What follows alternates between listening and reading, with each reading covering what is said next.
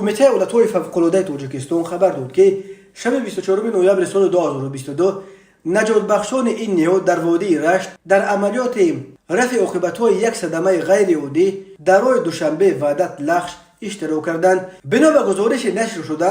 نیمه شب 24 نوامبر به قسم نوبداری کمیته اولتوی فوق‌العاده زنگ زده خبر دادند در حدود دهه یلتیمچی جماعت دهات قلنک نویه رشت ماشین بارکش تمغه مرسدس بنز پرینتر تحت اداره ساکن شهر ایسور که از طرف نویه لخش به سمت شهر دوشنبه حرکت میکرد به سبب ازوده اداره ماشین نبر آمدن راننده به دریای سرخوب چپ شده است. هنگام صدمه در داخل ماشین همراه راننده باز دو مسافر دیگر بودند. بر سه آنها موثر شده است که مستقلانه از ماشین خود را بیرون بیارند و به ساحل برآیند، ولی متاسفانه 25 تن چاروای خرد و یک تن میوه‌جاتی که در ماشین بار کرده بودند بر اثر این صدمه نابود شدند. نجات بخشان ریاست فوق‌العاده منطقه رشت به جای حادثه آمده با کمک تجهیزات مخصوص ماشین را از دریا بیرون کشیدند.